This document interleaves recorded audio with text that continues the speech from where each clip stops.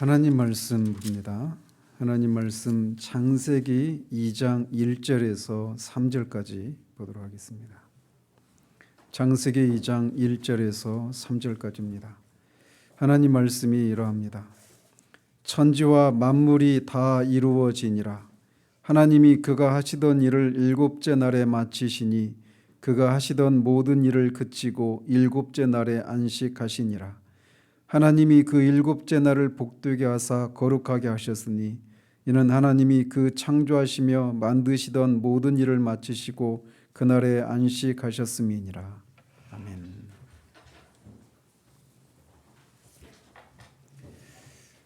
지난주에는 인간에게 주어진 세 가지 사명에 대해서 살폈습니다. 위로는 하나님을 향해서 그분을 의지하고 그분을 섬기는 그런 사명을 가지고 있고, 또 옆으로는 동료 인간들을 향한 사랑의 의무가, 또 아래로는 땅을 정복하고 다스리는 그런 사명이 있다라고 하는 사실을 살폈습니다. 인간에게 이런 사명이 있다라고 하는 것은 인간이 이런 일을 할 때에만 인간의 존재 목적에 부합하게 된다라고 하는 것을 의미하는 겁니다.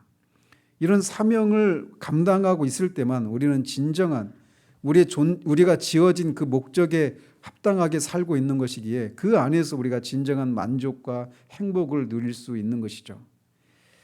인간은 진화론자들이 말하는 것처럼 우연히 생겨난 그런 존재가 아닙니다. 우연히 생겨났기 때문에 아무런 목적도 없는 그런 존재가 아니라 하나님이 이런 분명한 목적을 가지고 창조한 그런 존재들입니다. 사람에게는 그렇기 때문에 삶의 목적이 있는 것입니다. 이렇게 창조의 6일째에 창조의 백미인 인간을 창조하심으로 천지와 만물이 다 이루어졌다라고 2장 1절은 말하고 있습니다. 6일간에 걸친 하나님의 창조의 이 결과, 이제 혼돈과 공허했던 그런 지구는 온갖 생명체가 우글거릴 정도로 그렇게 하늘과 땅과 바닷속에 그렇게 생명체들이 가득하게 되었습니다. 그러나 그런 우글거리는 생명체들이 그저 마구잡이로 아무 데서나 그냥 무질서하게 그렇게 존재하는 것이 아니라 그 각각의 생명체들이 또는 무생물체들도 각각 있어야 될 자리에서 다 자리를 차지하고 질서와 조화롭게 자신의 그 존재에 맞게 그 자리를 그렇게 차지하고 움직이는 그 기쁨과 풍요의 공간이 되었습니다. 그렇기 때문에 하나님이 보시기에 심히 좋았더라라고 1장 31절에서 말을 하고 있는 겁니다. 이처럼 창조가 이제 마무리됨으로써 하나님의 창조 세계에는 더 이상 새로운 창조가 이루어지지 않게 되었습니다.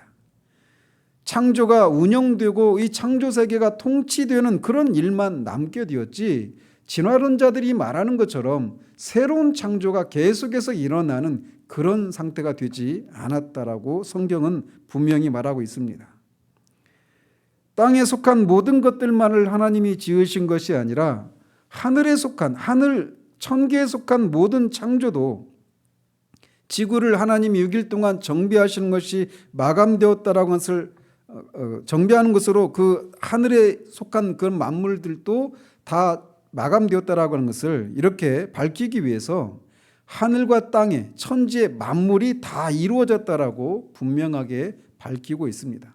그래서 땅에서도 새로운 창조가 일어나지 않을 뿐만 아니라 하늘계에서도 천계에서도 새로운 창조가 일어나지 않습니다.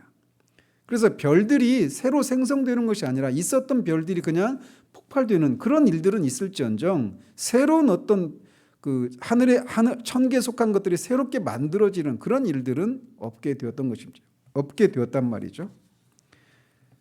이렇게 하나님의 창조 세계에는 하늘이나 땅에 더 이상의 진화가 없습니다. 하나님께서 진화의 방식으로 창조하시지 않으셨기 때문에 그렇습니다.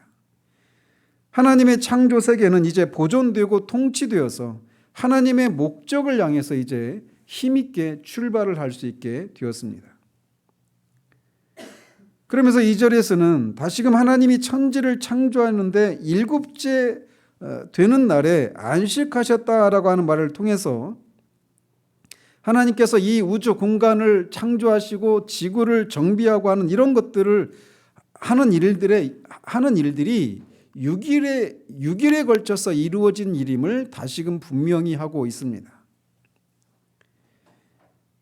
우리가 이 창세기 서론에서도 밝혔듯이 이 6일, 여기서 말하는 날이 24시간의 날이냐 아니면 긴 기간을 말하느냐, 이런 논쟁이 있다고 말씀드렸잖아요. 그런데 하나님이 이렇게 일곱째 날에 안식하셨다라고 하는 말을 통해서도, 그리고 우리가 방금 전에 읽었던 십계명에서도 십계명에서도 네 번째 계명에서 말씀하고 있는 것처럼 일곱째 날에 쉬셨다라고 하는 것을 분명히 하고 계셔서, 일곱째 날이 분명히 하루를 가리킨다라면 그 앞에 있는 6일도 분명히 24시간 하루를 가리킨다라고 하는 것을 다시 우리가 유추할 수 있단 말이죠. 그러면서 하나님은 2절에서 그가 하시던 모든 일을 마치셨다라고 그렇게 말을 하고 있어서 이 창조가 하나님이 하신 일임을 분명히 하고 있습니다. 생명체나 무기물에 필요한 재료들을 하나님이 만들어 놓으시고 그 다음은 진화의 과정을 통해서 이 창조 세계가 지어졌다라고 말하고 있지 않고, 이 모든 생명체들이, 인간을 포함한 모든 생명체들이 하나님의 일이다라고 분명히 하고 있어서 진화의 방식이 아니라 창조의 방식으로 하나님이 이 창조 세계를 지으셨음을 분명히 하고 있습니다. 그러면서 일곱째 날에 이렇게 6일 동안의 창조가 다 마쳤기 때문에 하나님이 일곱째 날에 쉬셨다, 안식하셨다 이렇게 말을 하고 있는데, 우리가 주의해야 될 것은 하나님이 이렇게 쉬셨다라고 말할 때 그 쉬신다라고 하는 말이 소위 이신론자들이라고 하는 사람들이 주장하는 그런 쉼을 의미하는 게 아닙니다. 이신론자들은 하나님이 이 천지를 창조하시고 이 천지 만물이 각자의 어떤 법칙에 따라서 자동적으로 운행되도록 하셨다라고 주장하는 사람들이에요. 그러나 하나님이 창조를 마감하셨지, 창조 세계를 보존하시고 섭리하시고 통치하시는 이 일도 마치셨다라고 하는 것을 의미하는 게 아닙니다. 창조만 마치셨을 뿐입니다. 그런데 하나님이 이렇게 일곱째 날에 안식하셨다라고 이렇게 말을 하고 있는데, 하나님이 일곱째 날에 안식하셨다라고 하는 것은 어떤 것을 전제하고 있는가라고 하는 것을 우리가 생각해 볼 필요가 있습니다. 그것은 일곱째 날에 하나님이 안식하셨다라고 하는 것은 이 모든 창조의 혼돈과 공허가 다 제거되고 질서가 완전해져서 우주가 되었다라고 하는 것을 전제하고 있는 겁니다. 우주라고 하는 것이 영어로 코스모스거든요. 이 코스모스라고 하는 것이 질서, 조화 이런 뜻이에요. 그래서 혼돈하고 이 무질서했던 이 지구가 이제 질서가 있는 우주가 되었다라고 하는 것을 의미하는 것입니다. 그래서 이 코스모스에서 이 화장품이라고 하는 단어가 나오잖아요. 코스메틱이라고 하는 단어가. 무질서한 얼굴을 질서 있게 하는 게 화장이에요. 하나님이 이렇게, 그래서 모든 이 우주가 혼돈하고 무질서한 이것이 질서가 있는 우주가 되었기 때문에 하나님이 이제 쉬셨다라고 말하고 있다라는 거예요. 그러니까 하나님이 쉬셨다 이 얘기는 이 우주 공간이 이제 질서 있는 그런 세계가 되었다라고 하는 것을 전제하고 있는 거란 말이죠. 하나님이 이렇게 지구를 창조 세계를 정비하신 것은 모든 피조 세계에 혼돈과 무질서가 완전히 제거되고 모든 피조물들이 자기의 존재 방식에 맞게 그렇게 기능을 다할 수 있게 되었다라고 하는 것을 의미하고 있는 겁니다. 이렇게 질서가 세워지면 이제 안식할 수가 있게 되는 것이죠. 질서가 아직 완전히 세워지지 않았다라고 하는 것은 창조가 완전히 끝나지 않았다라고 하는 것을 의미하는 겁니다. 그러나 이제 창조가 하나님이 쉬셨다라고 하는 것을 통해서 이제 이 질서가 완전히 세워졌다라고 하는 것을 우리에게 말해주고 있는 거예요.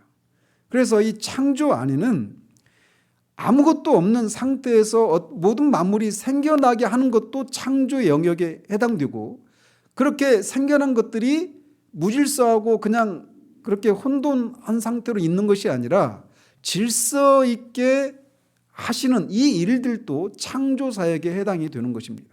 그래서 없는 것을 생겨나게 하는 것도 창조이고, 생겨난 것들이 질서 있게 자신의 기능을 발휘할 수 있도록 하는 그것도 창조 행위에 해당이 되는 거예요. 그런데 이 두 가지 일이 모두 맞춰졌기 때문에 하나님은 이제 안식을 취하셨다라고 성경이 말을 하고 있는 겁니다. 그 결과 이제 혼돈과 공허는 질서와 충만함으로 대치되게 되었고, 이 창조 세계가 창조의 목적을 이룰 수 있게 되었기 때문에 하나님은 안식을 취하신 것입니다. 그렇다면 창조의 목적은 무엇일까요? 그것은 바로 하나님이 지으신 피조물들로부터 경배를 받으시는 것입니다. 이것이 창조의 목적입니다. 하나님이 일곱째 날에 쉬셨다라고 하는 것은 그분이 6일 동안에 자신의 전능한 그 힘을 다 발휘해서 기운이 소진되었기 때문에 그렇게 피곤하셔서 쉬신 것이 아닙니다. 그것은 하나님이 피조물들로부터 경배와 찬양을 받으시기 위해서 안식하신 거예요. 그래서 하나님의 안식은 우리가 생각하는 것처럼 그냥 쉰다, 육체의 피로를 재충전하기 위해서 쉰다 이런 것이 아니라, 하나님의 안식은 하나님이 피조물들로부터 예배를 받으시는 것이 하나님의 안식입니다. 창조의 모든 일을 마치시고 도덕적이고 이성적인 존재들과 비이성적인 존재들로부터 하나님은 경배와 찬양을 받으셨습니다. 하나님은 창조에 나타난 하나님의 권능과 지혜와 어미와 영광으로 인해서 피조물들로부터 하나님의 이름에 합당한 경배와 찬양을 이 일곱째 날에 받으신 것입니다. 그것이 바로 하나님의 안식이에요. 이 거대한 찬양대의 단장은 창조의 백미로서 하나님의 형상으로 지음을 받은 아담이었습니다. 그는 제사장으로서 모든 창조 세계를 구별해서 하나님께 바치고, 창조주 하나님께서 베푸신 은혜를 그에게 감사와 영광을 돌려드리는 것을 통해 하나님을 예배했습니다. 모든 피조물들이 다 하나님을 찬양하는 찬양대가 되고, 그 찬양대의 단장 지휘자가 아담이었습니다. 그는 그 찬양대의 지휘자가 되어서 모든 경배를 주관하는 그런 제사장의 임무를 이 첫 번째 안식일에 행했던 것이죠. 하늘과 궁창이 하나님의 영광을 선포하고 모든 땅과 그 가운데 만물이 다 주를 찬양했습니다. 시편 19편에 나와 있는 것처럼 모든 피조물들이 아담의 지위에 맞춰서 창조주 하나님의 영광과 어미로우심과 은혜를 찬양을 했던 것입니다. 하나님은 이 찬양과 경배를 만족해 하셨습니다. 바로 그것이 말씀드린 것처럼 하나님의 안식이에요. 하나님이 피조물들로부터 예배와 경배를 받으시는 것, 그것이 하나님의 안식입니다. 하나님은 자기의 창조주 되심과 하나님 되심을 인해서 감사와 찬양을 받으시기 위해서 창조를 하셨는데, 이렇게 피조된 모든 만물이 그 창조의 목적에 맞게 하나님을 경배하고 예배하는 것 속에서 하나님은 안식을 하신 것입니다. 이렇게 첫 번째 안식일에 모든 피조물이 창조주 하나님을 찬양하고 경배하는 이 모습은 계시의 점지적인 과정 속에 우리가 요한계시록에 보면 이 천상에서도 네 생물과 24장로와 천사들과 모든 피조물들과 구원받은 하나님의 백성들이 모여서 하나님을 찬양하는 것으로 완성되게 됩니다. 역사는 그 지점을 향해 달려가고 있는 거예요. 하나님이 창조하신 목적은 바로 그 지점을 목표로 하고 창조를 하셨던 것입니다. 즉 하나님의 천지 창조의 목적은 하나님을 찬양하고 하나님을 예배하는 그런 사람들로 구성된 하나님 나라를 건설하시고, 하나님이 하나님의 백성들로부터 찬양과 경배를 받으시기 위함이라고 하는 것을 이 첫 번째 안식일에서 우리는 엿볼 수 있는 것입니다. 그래서 창조의 이 첫날에서부터 우리는 그 역사의 종말을 우리가 엿볼 수 있다라고 1장 1절을 설교하면서 말씀을 드렸듯이 이 첫 번째 안식일 속에서도 우리는 장차 임하게 될 영원한 안식을 바라보게 된단 말이죠. 그런데 이 3절을 보면 하나님께서 일곱째 날을 복되게 하사 거룩하게 하셨다라고 말을 합니다. 하나님께서 일곱째 날을 복 주셨다라고 하는 것은 하나님이 일주일 내내 경배만 받으시는 것이 아니라 특별히 일곱째 날 하루를 하나님을 경배하는 날로 정하셨다라고 하는 것을 의미합니다. 하나님을 경배하도록 하기 위해서 하나님이 천지를 창조하셨는데 7일 중에 일곱째 날을 특별히 하나님을 예배하는 날로 정하시고 그날에 하나님을 경배하도록 하셨다라는 거예요.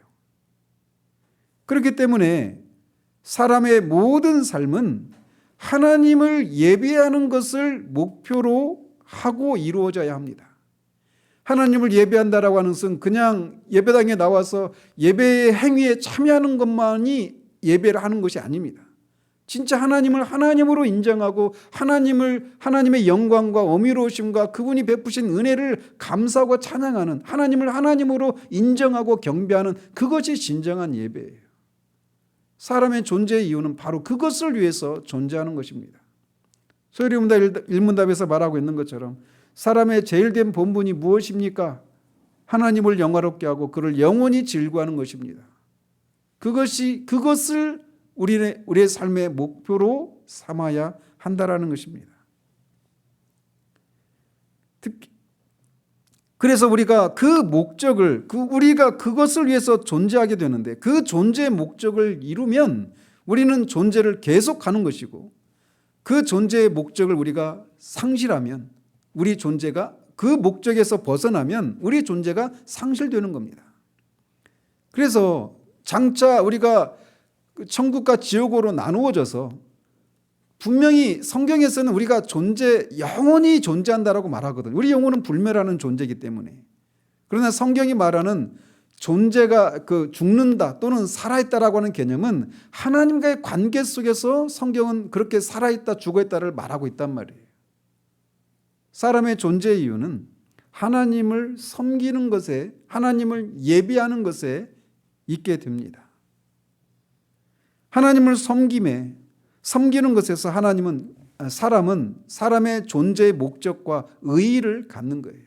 왜 삽니까? 라고 물을 때 우리가 나는 하나님을 섬기고 예배하기 위해서 사는 존재입니다라고 하는 이 사실을 발견하는 것, 그것이 참된 구원받은 사람의 의의라고 할 수가 있어요.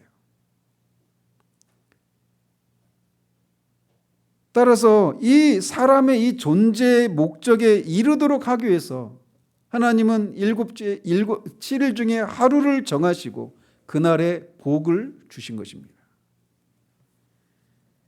그러므로 한 주간 중 이 한 날은 모든 사람이 하나님을 예배하는 날이 되어야 합니다. 왜 모든 사람이 그래야 합니까? 모든 사람이 이 하나님에 의해서 지음받은 존재들이기 때문에 그래요. 이 사실에 아멘으로 화답하느냐 그렇지 않느냐가 그 사람이 구원받은 사람이냐 구원받지 않은 사람이냐를 가르는 것이죠. 그러면서 일곱째 날을 거룩하게 하셨다라고 말을 하고 있는데 여기에서 거룩하게 하셨다라고 하는 말은 하나님 죄가 없는 그런 것을 의미하는 게 아닙니다.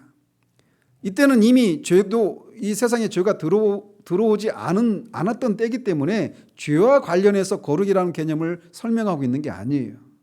그럼 여기서 말하는 거룩함이 뭐냐?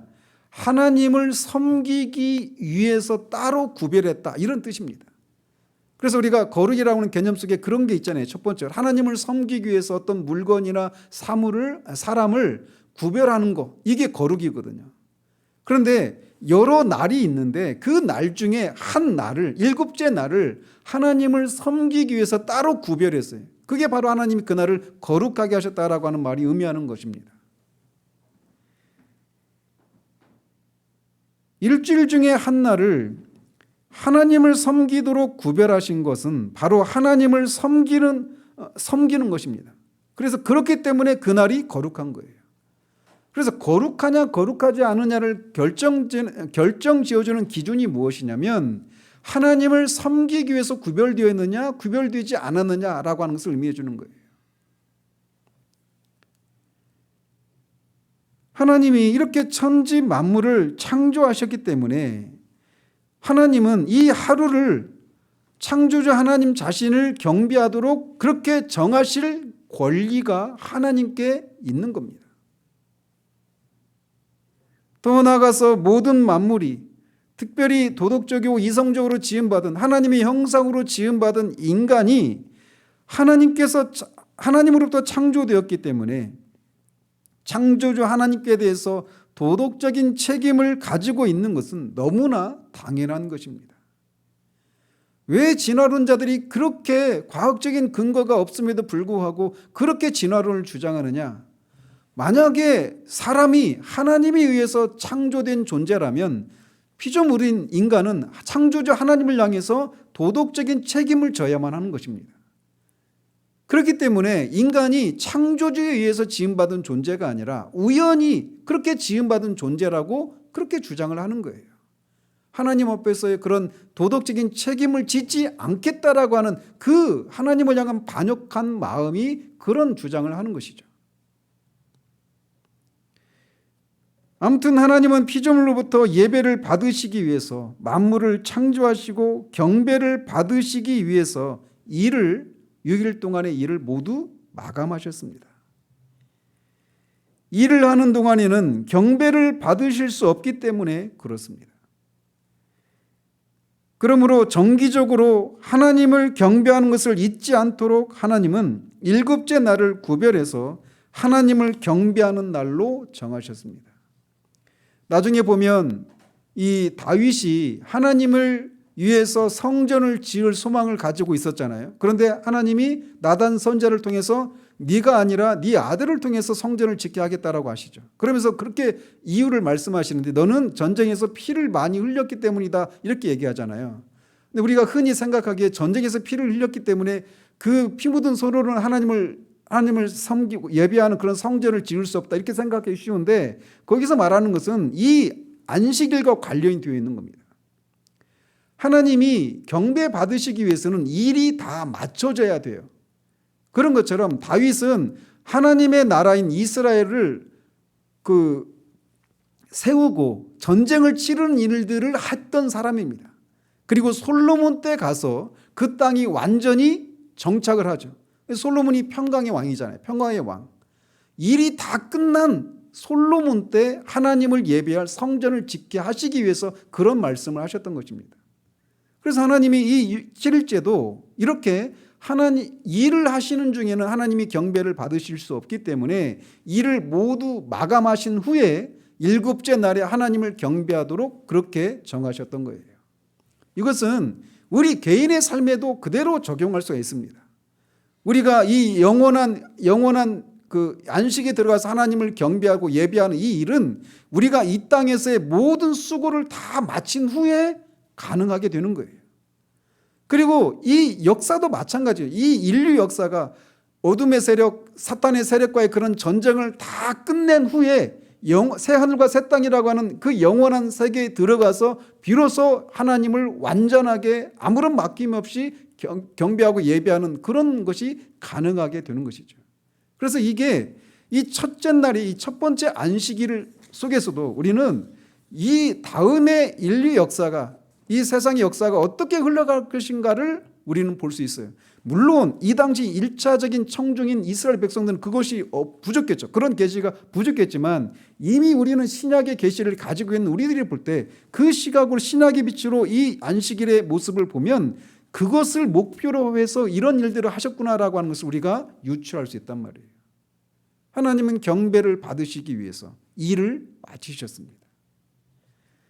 그리고 이 경배는 앞에서도 말씀드린 것처럼 땅에서만 이루어진 것이 아니라 아담이 지휘자로 그렇게 하나님을 모든 피조물들을 하나님께 성별해서 드리고 하나님을 대표해서 그 찬양대의 지휘자가 되어서 하나님을 경배하고 높이는 그런 예배를 드린 일이 그 땅에서만 이루어진 것이 아니라 천상에서도 이루어져서 모든 천군 천사들도 이 아담의 경배에 합해서 하나님을 경배하고 감사하고 찬양했습니다. 우리가 이것을 충분히 유추할 수 있는 것은 히브리서 12장에 보면 너희가 이른 곳은 시온산과 살아계신 하나님의 도성인 하늘의 예루살렘과 천만 천사와 하늘에 기록된 장자들의 모임과 교회와 만민의 심판자이신 하나님과 이런 구절들이 나오거든요. 그래서 우리가 하나님 앞에 나와서 예배하고 있는 그것이 그냥 우리끼리만 여기 있는 모임이 아니라 동시에 하늘에 있는 그 하늘의 예루살렘과 그 하늘의 예루살렘에 있는 그 모든 사람들과 함께한 그런 나아감이라고 말을 하고 있단 말이에요. 그래서 이 첫 번째 안식일에도 이 안식일에도 하나님을 예배하는 그 일이 땅에서만 이루어진 것이 아니라 천상에서도 그렇게 천군 천사들에 의한 하나님을 예배하는 것이 분명히 있었을 거예요. 그때 천사장은 누구였을까요? 땅에서는 지휘자가 아담이었지만 천상에서의 천군 천사들의 그 찬양을 지휘하는 천사장은 나중에 사탄이 될 그 존재입니다. 그리고 이 앞에서도 말씀드렸던 것처럼 이 천상의 경배에는 계시록에서 나오는 것처럼 네 생물과 24장로와 천군 천사들 이 모든 존재들을 가리키는 거예요.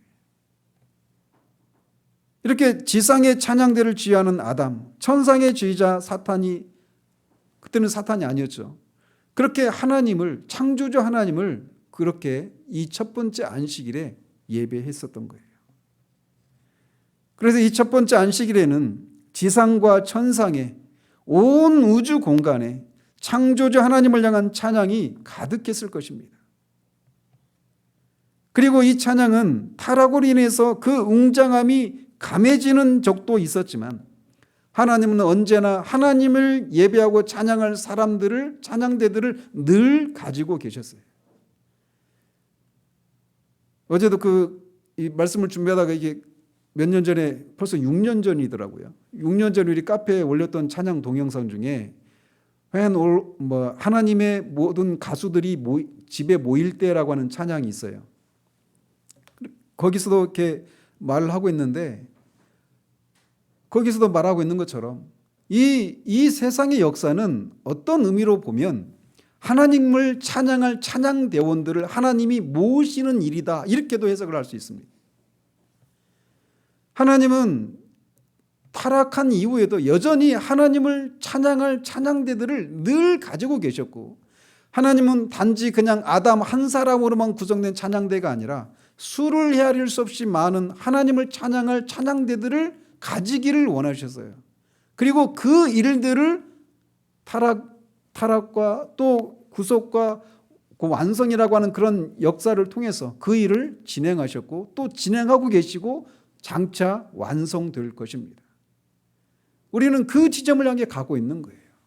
우리도 그날에 모여서 하나님을 그렇게 모든 하나님을 찬양하는 찬양대의 한 구성원이 되어서 그렇게 하나님을 찬양하게 될 것입니다.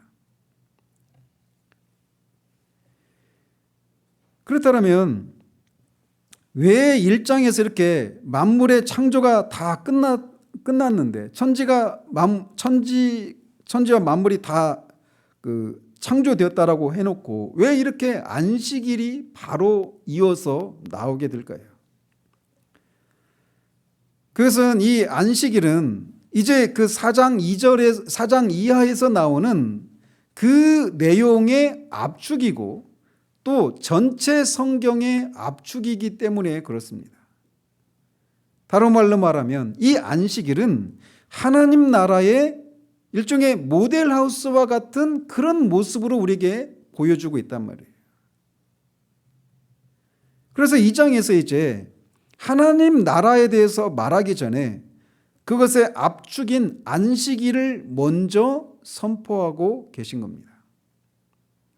따라서 이 안식일은 창세기 2장의 압축이고 또 전체 성경의 압축이고 구속사의 압축이고 궁극적인 창조의 목적이 무엇인지를 우리에게 보여주고 있는 거예요. 하나님의 창조와 구속사의 궁극적인 목적은 마지막 그날의 새하늘과 새 땅에 영원한 하나님의 나라를 건설하는 것을 목적으로 하고 있습니다. 그렇다면 이제 2장 4절에서부터 이제 아담과 하와를 하나님이 어떻게 창조하셨고 그들을 어떻게 하셨고 그들에게 어떤 명령을 내리셨는지 이 내용이 이제 4절 이하에서 나오잖아요. 근데 그 내용이 거기서 우리가 살펴보겠지만 그 장면에서 우리는 하나님 나라가 어떤 나라인지, 하나님이 하나님 나라를 목적으로 인간을 창조하셨고 이 세상을 창조하셨다라고 하는 것을 거기서 우리가 살펴볼 겁니다. 구체적으로. 그런데 그 하나님 나라의 특징이 무엇이냐? 하나님 나라는 하나님이 그곳에 하나님으로서 주권자로서 계시고 임재에 계시고 그 하나님이 통치하시고 그 하나님과 하나님의 백성이 교제를 나누는 나라, 그것이 바로 하나님의 나라입니다. 그래서 하나님의 나라가 뭐냐라고 말할 때 그것은 하나님의 주권과 임재가 드러나고 그 하나님과 하나님의 통치가 있고 하나님과 교제를 나누는 곳, 그것이 하나님의 나라다, 이렇게 말을 할 수 있단 말이에요. 그런데 2장에서 그것이 이제 폐하 형태로 나타나는데, 그리고 계시록에서 그게 완성된 모습으로 우리에게 분명하게 보여주고 있어요. 그런데 이 안식일도 바로 그 창세기 2장 또 전체 성경을 압축적인 형식으로 우리에게 보여주고 있단 말이에요. 그래서 안식일이 이렇게 하나님 나라를 압축적으로 보여주고 있는 것이라면 안식일에도 하나님 나라에서 나타나고 있는 그런 특징들이 반드시 나타나야 한다라고 하는 결론에 도달하게 됩니다. 그죠? 그래서 그러면 하나님의 나라의 특징이 뭐냐? 말씀드린 것처럼 하나님의 주권과 임재와 통치와 교제가 나타나는 것이 하나님의 나라예요. 그러면 그 하나님의 나라의 압축인 안식일에도 무엇이 나타나야 됩니까? 하나님의 주권과 임재와 통치와 교제가 나타나야 한다라고 하는 결론에 도달하게 되는 것입니다.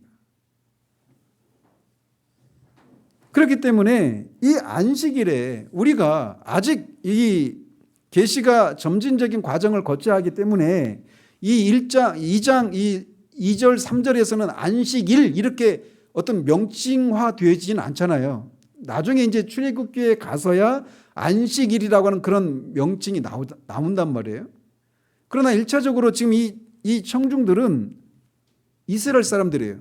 출애굽의 과정을 통해서 시내산에서 하나님의 율법을 받은 하나님의 백성들이. 그래서 이 안식일에 아까 우리가 방금 십계명 읽었던 것처럼 안식일을 내가 복을 주고 거룩하게 하셨다라고 하면서 그 안식일을 거룩하게 지키라, 하나님을 예배하는 날로 지키라, 이렇게 명령하셨잖아요. 그 명령을 받고 있는 사람들이란 말이에요.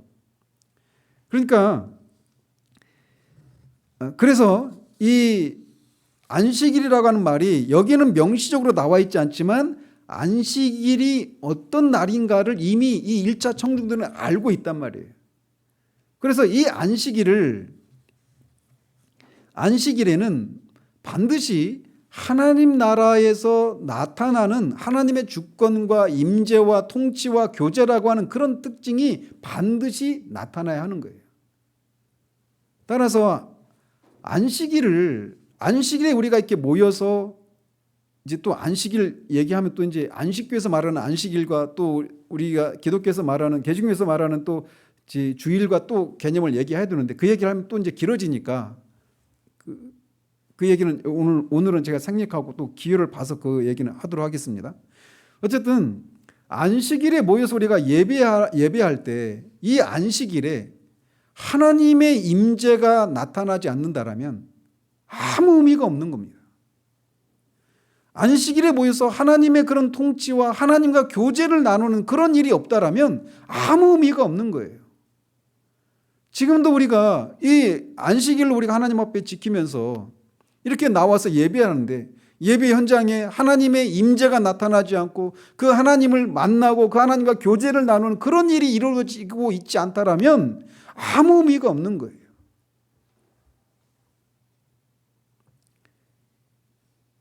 그리스도인 개인으로서의 삶이나 교회로서의 신앙이나 공이 하나님의 주권과 임재와 통치와 교제가 나타나야 한다라는 거예요. 하나님 나라의 특징이 바로 그런 것이니까. 따라서 그런 하나님의 주권과 임재와 통치와 교제 이런 것이 나타나지 않는 안식일, 예배, 하나님 나라는 아무 의미가 없는 겁니다. 또 이 하나님의 나라는 구별된 나라입니다. 거룩한 나라예요. 그래서 이제 우리가 이 장을 살펴보겠지만 하나님이 아담을 창조하고 그를 어디에 두십니까? 에덴 동산에 두셔요. 그러니까 지구가 전체 땅이 있는데 에덴 동산이라고 하는 특정한 구별된 장소에 그를 동산 밖에서 그를 짓고 동산을 창설하시고 동산 밖에 있던 아담을 동산으로 인도해서 그곳에 거하게 하신단 말이에요. 그래서 그 에덴 동산은 하나님 나라의 모델 하우스예요.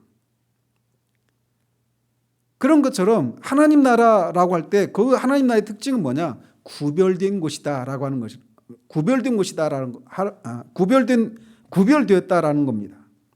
마찬가지 그렇기 때문에 안식일이 하나님 나라의 압축이잖아요. 그러면 안식일도 구별이라고 하는 요소가 반드시 나타나야 하는 거예요.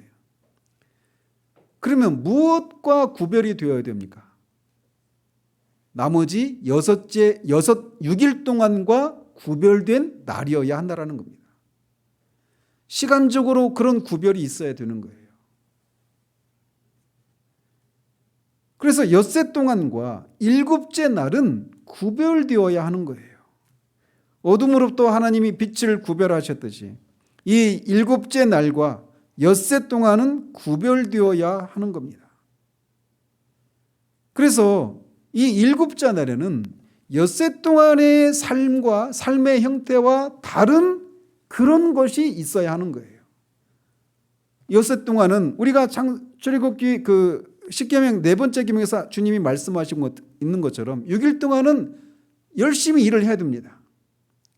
그렇지만 그 일곱째 날은 그 모든 일들을 멈추고 하나님을 예배해야 되는 거예요.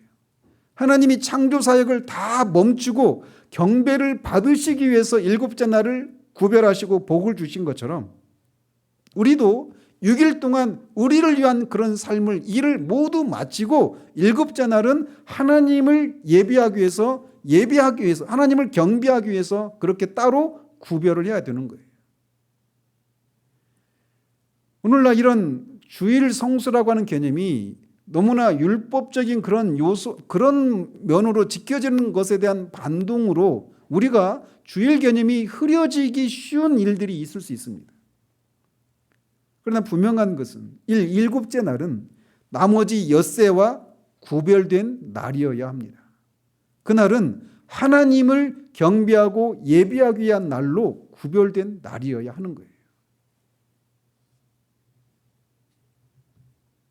이렇게 구별의 요소가 있어요. 그래서 엿새 동안과 7일은 이 불연속적인 그런 측면이 있습니다. 6일 동안 했던 일들이 7일째는 단절이 있어야 되는 거예요. 연속적인 일이 되어서는 안 되는 거예요. 우리를 위한 일과 하나님을 경배하는 일, 이 일 사이에 분명한 구별이 있어야 되는 겁니다. 그런데 동시에 또 연속적인 측면도 있어요. 어떤 면에서 그렇습니까?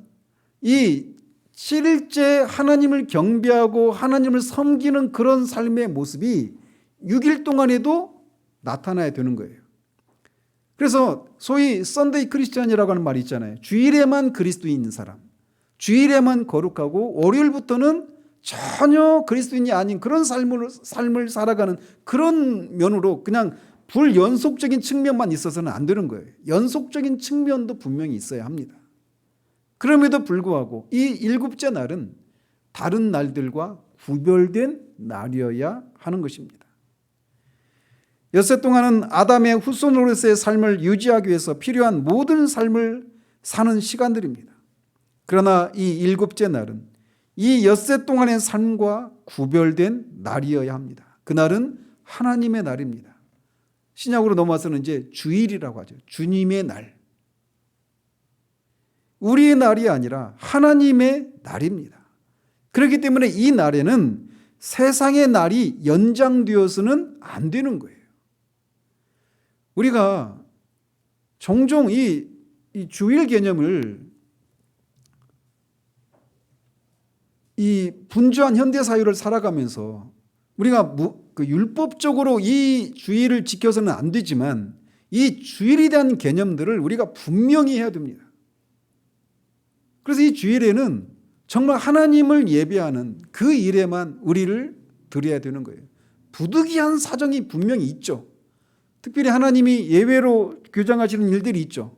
어떤 병이 걸렸다든지 또는 어떤 공익적인 일을 위해서 내가 일을 해야 되는 경우도 있잖아요. 경찰이랄지 소방서랄지 이런 일들이 있잖아요. 그런 공익을 위한 그런 일들이나 어떤 부득이한 그런 일이 아니라면 우리는 이 날을 분명히 해야 됩니다. 결혼식이나 장례식이나 이런 일들도 우리가 분명히 해야 돼요. 하나님이 이 날들을 복을 주셨어요. 그리고 이 날들을 그렇게 거룩하게 하나님을 예배하기 위한 날로 그렇게 거룩하게 구별을 하셨기 때문에 그 목적에 따라 우리가 살아갈 때 하나님은 그것을 따라 살아가는 사람들을 결코 부끄럽게 하지 않으십니다. 우리가 흔히 그런 얘기 하잖아요. 일요일 날 세상 사람들이 일요일이라고 하잖아요. 그러니까 주일 날 우리가 영업을 하면 다른 날보다 더 많이 벌 수 있어요. 그렇게 생각되잖아요. 그런데 실제로 하나님이 그런 예들을 우리가 정말 그런 예화들을 많이 듣잖아요. 근데 우리가 정말 조심스러운데 정말 우리가 두려움 가운데 말씀드리는 건데 주일 성수라고 하는 한국교회에서 그 율법적인 방식으로 주일을 지키려고 하는 것들에 대해서 우리가 되어버린 것들이 있잖아요.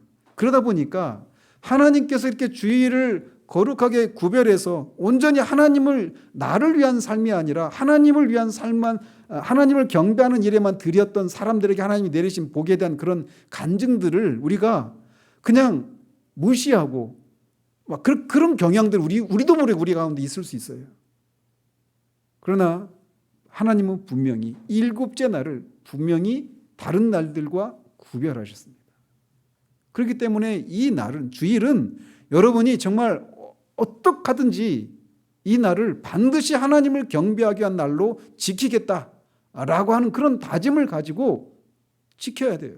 때로는 그런 거 하다 보면 가족 간에 어떤 어려움이 생길 수도 있고 그래요. 하나님이 뭘 보실까요? 그런 것을 통해서 우리의 믿음을 보시는 거예요. 그런 것을 통해서 그런 분명히 어려움이 있고 경제적인 손실도 입을 수 있고 다른 사람들과의 그런 관계 어려움이 있을 수도 있어요.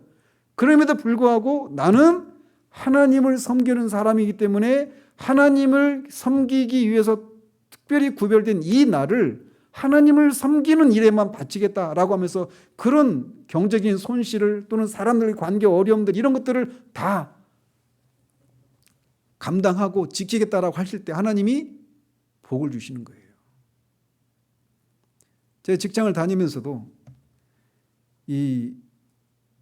다 막 주일에도 나와서 일을 해야 되고 막 이런 일이 있을 수 있잖아요. 또는 회사에서도 어떤 이렇게 컨퍼런스라고 하는데 그냥 놀러 가는 거예요. 사람들이 주말이나 주일 끼고 그렇게 막 놀러 가고 그랬어요.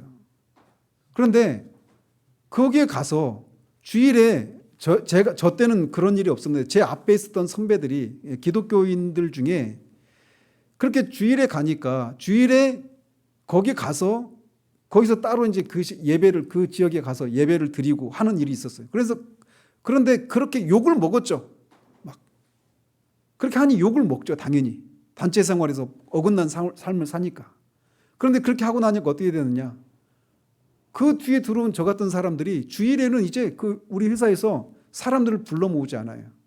주일에 행사를 피합니다. 그런데 그런 어떤 부딪혀서 돌파하고 그 말씀을 따라 사는 그런 삶이 어떤 누군가가 대가를 치르지 않으면 그냥 사람들은 그렇게 해도 되는가 보다 하고 그냥 가는 거예요. 가족들 사이에서도 마찬가지입니다. 그래서 우리를 보면서 사람들이 저 사람은 기독교인이니까 주일에는 어떤 일을 하는 사람이 아니구나 라고 하는 인식을 가지고 우리를 중심으로 스케줄을 짤 수 있도록까지 할 수 있어야 되는 거예요.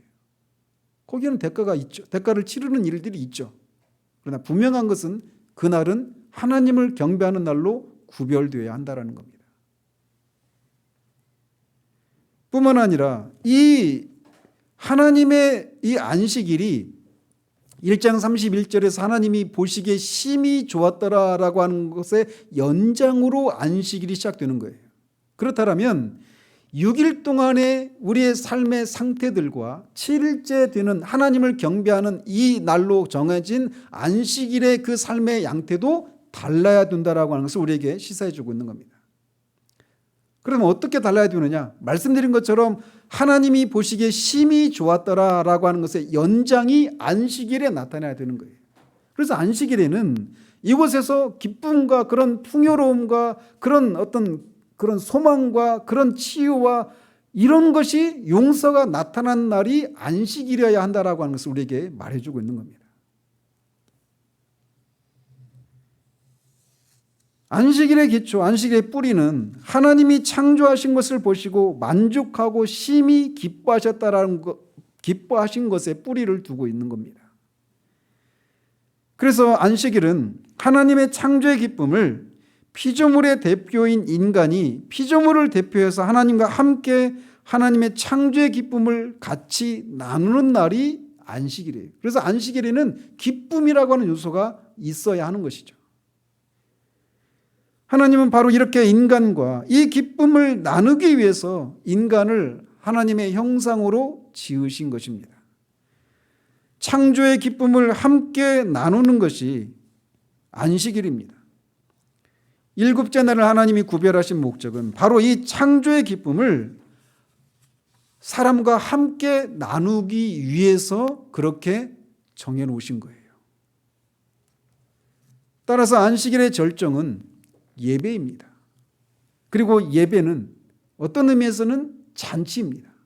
잔칫날은 어떤 슬픔이나 염려나 근심 이런 것들이 없죠. 북한에서 넘어온 사람들의 얘기를 들어보면 북한 땅 그렇게 막 기아에 허덕이고 굶어 죽어가는 그런 상황 속에서도 늘 오늘 한 끼 먹으면 다음 끼는 어떻게 먹을까 이런 염려를 하는 상황 속에서도 명절이 되면 특별히 어떤 그런 기쁨이 막 설레임이 막 있는 거예요. 명절에는 잔치가 있잖아요. 잔치에는 기쁨과 풍요와 사랑과 평화 이런 요소들이 나타나는 것이 잔치예요. 바로 그것이 천국의 모습이고 이 천국의 모습을 안식일에 우리가 미리 맛보는 겁니다. 이게 바로 예배의 모습인 거예요.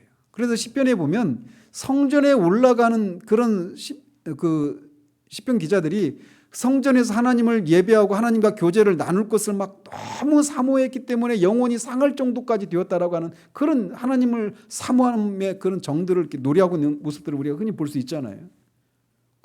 거기에는 하나님이 계시기 때문에 그래요. 따라서 예배에는 기쁨의 요소가 있어야 하는 겁니다. 그렇다고 해서 죄와 심판에 대한 것에 대해서는 선포하면 안 되느냐? 그런 것들이 선포되면 기쁨이 사라지니까 그게 아니에요.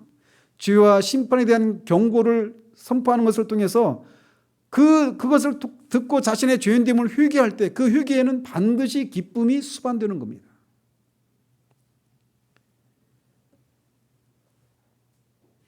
따라서 예배는 기본적으로 기쁨과 축제와 같은 잔치라고 하는 그런 요소가 있는 거예요. 예배는 안식일의 목적에서부터도 나타납니다. 예배에는 이렇게 기쁨과 평화와 풍요와 사랑과 용서가 있어야 하는 거예요.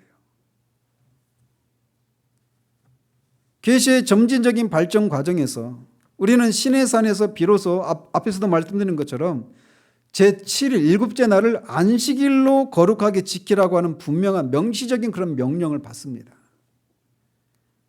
그런데 그 시내산에서 이제 그 명령을 받을 때 하나님이 어떤 하나님으로 이스라엘에게 계시해 주십니까? 나는 천지를 창조한 하나님이라 라고 하시면서 십계명 주시는 게 아니죠. 나는 너희를 애굽 땅 그 종살이에서 너희를 건져 주신 여호와 하나님이다라고 말씀하고 있어요. 그 하나님, 여호와 하나님, 구원의 하나님이 그 이스라엘 백성들에게 율법을 주시고 안식일을 거룩하게 지키라고 말을 하는 거예요. 그런데 시내산에 보면 그 시내산에서 모세와 아론과 또 그 이스라엘의 대표인 70명의 장로들이 산 중턱까지 올라가서 하나님 앞에서 먹고 마시죠. 그죠? 그러면서 근데 하나님이 그들을 치시지 않으셨다라고 말하고 있어요. 하나님이 뭐라고 말씀하셨습니까? 산에 근처에 오지 말라고 그랬죠. 오면 내가 그들을 돌격해서 죽일까 두렵다라고 하시면서 그들이 올라오지 말라고 하셨는데 그들을 향해서는 하나님이 중턱까지 올라가게 하시고 하나님 앞에서 그들이 먹고 마시는 그런 은혜를 베풀어 주셔요. 그래서 그들에게 하나님이 안식일을 지키라고 말씀하시는데 이 안식일에 첫 번째 안식일에는 창조의 기쁨을 노래하는 것이 첫 번째 안식일의 특징이라면 이제 나중에 출애굽을 통해서 나타난 안식일에는 어떤 개념이 들어가 있습니까? 구원을 기뻐하고 감사하는 요소가 첨가되는 거예요. 그래서 계시록에서는 창조주 하나님의 어떠하심을 찬양하는 것뿐만 아니라 어린 양 예수 그리스도를 통해서 구원하신 하나님의 구원에 대한 감사도 같이 이루어지게 되는 것이죠. 그래서 이 창조의 기쁨에 구원의 기쁨이 더해지는 것이 안식일에 나타나야 될 그런 기쁨의 요소인 것입니다. 이것은 장차 예수 그리스도의 십자가의 대속을 통해서 죄와 사망과 사탄으로부터 해방되어서 하나님의 백성이 된 것에 대한 기쁨으로 우리가 이제 나타나게 될 것입니다. 그래서 우리가 예배 중에 워낙에는 이 초대교회에서는 예배 때마다 성찬이 날마다 예배 때마다 있었습니다. 그 예배에서 그 성찬을 애찬이라고도 불렀어요. 그 뭐냐면 잔치예요, 잔치. 그것은 장차 뭘 예표하고 있는 거냐면 하늘에 있어 있을 새하늘과 새 땅에 있어 있을 어린 양이 혼인 잔치에서 있게 될 그 잔치를 상징하는 겁니다. 따라서 안식일의 예배는 이렇게 새하늘과 새 땅에서 우리가 누리게 될 그 잔치를 우리가 기대하면서 그 잔치의 그 기쁨, 그 소망, 그 풍요로움 그런 것들을 우리가 생각해야 되는 거예요. 그래서 우리가 6일 동안은 세상 일을 하면서 내가 이런 걱정, 이런 염려가 있었던 사람들도 이 예배에 나와서 이 땅의 삶이 전부가 아니지. 우리가 6일의 삶이 끝나고 7일이 있는 것처럼 이 땅에서의 삶이라고 하는 6일이라고 하는 삶이 끝나면 7일이라고 하는 우리가 하나님 앞에 나아가게 될 그 땅, 그곳에서 누리게 될 그 영원한 안식과 잔치가 있지. 거기에는 염려와 근심이 없지. 나는 그 지점을 향해 가고 있는 사람이지라고 하는 생각들을 다시금 회상하면서 이 6일 동안 우리가 가지고 있었던 염려와 근심이 사라지고 기쁨으로 대치되는 그런 일이 있어야 되는 거예요. 6일 동안은 우리의 죄로 인해서 우리가 막 근심하고 염려하면서 내가 하나님의 자녀가 맞는가, 구원받은 사람이 맞는가 이런 싸움이 있지만 그런 싸움, 믿음의 선한 싸움을 마치고 우리가 달려갈 길을 다 마치고 나면 이제 완전한 확신과 완전한 그런 구원의 은혜를 누리게 될 날이 있지라고 하는 생각들을 일깨움을 받는 것을 통해서 죄로 인한 그런 애통함과 그런 기쁨이 이곳에서는 이 주일에는 사라져야 된다는 것이죠. 사탄으로부터 공격을 받는 그것에 대해서도 마찬가지예요. 새하늘과 새 땅에서는 사탄이 그곳에 들어올 수 없고 영원한 불못에 떨어져서 그가 영원한 그런 심판을 받을 것을 우리가 알기에 지금은 우리가 사탄으로부터 공격을 받고 어려움을 겪고 있지만 이게 전부가 아니라고 하는 것을 다시금 주의를 통해서 이 구별된 날에 선포되어지는 말씀과 예배를 통해서 우리가 그것을 다시금 확인하고 우리 안에 사라졌던 기쁨이 다시 회복되어야 하는 것입니다. 이 안식일이 나중에 확대되면 이 안식일이 이렇게 하나님의 창조와 구원의 기쁨을 찬양하고 감사하고 하는 이런 그런 완전한 그런 나라를 그 압축적으로 보여주고 있는 것이 안식일이라면 이게 나중에 어떤 모습으로 또 확대되느냐면 제사가 그래요. 하나님 앞에 제사 드리는 것이 바로 그 안식일의 모습이란 말이에요.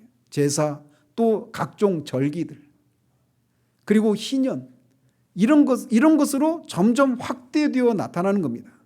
그러나 이 2장 1절에서 3절까지에서는 압축된 형식으로 이렇게 압축되어 있을 뿐이에요. 근데 이것이 이제 압축이 해제가 되면서 압축이 풀려지면 그런 것으로 나타나는 것입니다.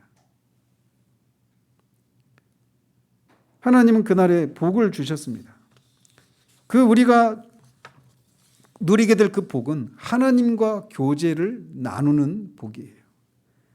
그래서 이 안식일에는 말씀의 만나와 성령의 생수를 먹고 마시고 우리 영혼이 새롭게 되는 일이 있어야 합니다. 세상에서 상처받고 지친 심신이 새롭게 되고 죄 문제가 해결되고 두려움과 염려로 지친 심령들이 새 힘과 능력을 공급받는 날이 안식일이어야 합니다. 설교가 늘 이런 것을 제공하지 못할 수 있습니다. 그럼에도 불구하고 하나님은 사모하는 자에게 어떤 식으로든지 은혜를 주십니다. 대표 기도를 통해서든 찬송이든 기도든 헌금이든 성찬이든 성도의 교제든 성경 공부들을 통해서 하나님은 이런 은혜들을 주시는 거예요. 그래서 우리가 이곳에 나올 때마다 그런 기대들을 가지고 모든 순서에 임해야 하는 것입니다. 그래서 예배에는 자유와 기쁨이 있어야 합니다. 하나님의 임재와 통치와 교제가 있어야 하는 것입니다.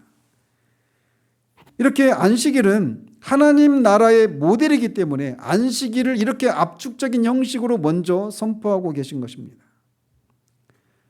따라서 우리는 첫 번째 안식일의 모습에서 장차 우리를 기다리고 있는 영원한 안식을 발견할 수 있어야 해요. 6일의 삶을 마치고 하나님을 경배하고 찬양하기 위해서 구별된 7일에 하나님을 만나고 예배하고 교제를 나누고 기쁨과 평안과 풍요로움을 누리는 이 삶의 반복을 통해서 우리는 천국의 삶을 사모하고 우리가 비록 여기 땅에 발을 딛고 서 있지만 우리의 머리는 다른 짐승과 달리 하늘을 향해 달려 있어서 우리가 땅에 발을 딛고 있는 사람이지만 동시에 하늘을 바라보며 살아야 될 사람이라고 하는 것을 다시금 일깨움을 받고 이 땅의 삶에 매몰되어서 이 땅의 삶이 우리에게 주는 그런 염려와 두려움과 근심과 이런 것들에 사로잡혔던 우리를 다시금 일깨워서 내가 이렇게 살아서는 안 되는 사람이지라고 하는 것을 다시금 확인받고 그 존재에 합당한 삶을 살 수 있는 그런 마음의 새로움을 받고 돌아가야 하는 것입니다. 우리가 장차 들어가게 될 그 나라에는 염려와 근심이 없습니다. 미움과 다툼도 없습니다. 죽음도 눈물도 슬픔도 두려움도 침체도 통제불능의 기쁨도 통제불능의 광적인 기쁨도 없습니다. 거기에는 하나님이 계시고 우리 주님이 계십니다. 거기에서 우리는 선한 천군 천사들과 그리스도의 피로 깨끗함을 입은 주의 성도들과 함께 하나님을 예배하고 즐거워하고 영원한 안식을 누리게 될 것입니다. 안식은 단순히 그냥 일을 하지 않는 것이 전부가 아니라 하나님의 임재 가운데 하나님의 통치와 하나님과 교제를 나누는 그런 일이 있어야 되는 거예요. 그리고 거기에는 자유함과 기쁨이라고 하는 이 잔칫날 있어야 되는 그런 요소들이 있어야 하는 것입니다. 이 안식이 우리 앞에 남아 있습니다.